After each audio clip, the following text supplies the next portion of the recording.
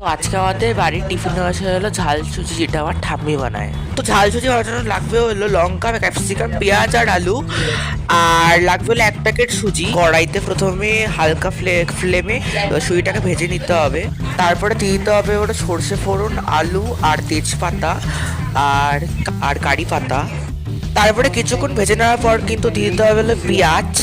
তারপরে ভাজার পর কিন্তু কিছুক্ষণ নুন দিতে হবে আর হলুদ দিতে হবে। বাকি যেই লঙ্কা আর ক্যাপসিকামটা রাখা ছিল সেটা কিন্তু ভাজার মধ্যে দিয়ে দিতে হবে। তারপরে কিছুক্ষণ ভাজার পর এর মধ্যে দিয়ে দিতে হবে কিন্তু টমেটো কুচিয়ে। কাঁচি দিয়ে কিন্তু আমার ঠাম্মি কাটছে, কাঁচি দিয়ে দিতে পারো আর ছুরি দিয়েও কাটতে পারো। তারপরে টমেটো দিয়ে আবার নাড়াচাড়া করার পর কিন্তু গরম জল দিতে হবে। গরম জল না দিলে কিন্তু মানে ঠান্ডা ঠান্ডা থাকবে, মানে কি বলে জমে যাবে ওই মানে যে সুইটা দেবো। তারপরে কিন্তু দিয়ে দেবো বাতাসা, তোমরা কিন্তু চিনিও দিতে পারো, এটা কিন্তু অপশনাল। তারপরে যখন ঝোলটা শুকোতে থাকবে তখন কিন্তু ওর মধ্যে কিন্তু সুজি দিয়ে দিতে হবে।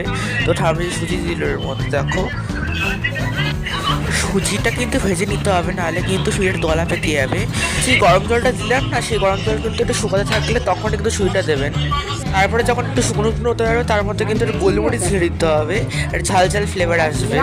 আর এর মধ্যে কিন্তু ঠাম্মি 2 চামচ গোলমরিচ দিয়েছে। তো গোলমরিচ দিয়ে একটু নাড়াচাড়া করার পরেই কিন্তু আমাদের এই সুজিটা কিন্তু তৈরি হয়ে গেছে। তো এই সুজিটা কিন্তু আপনারাও ট্রাই করতে পারেন।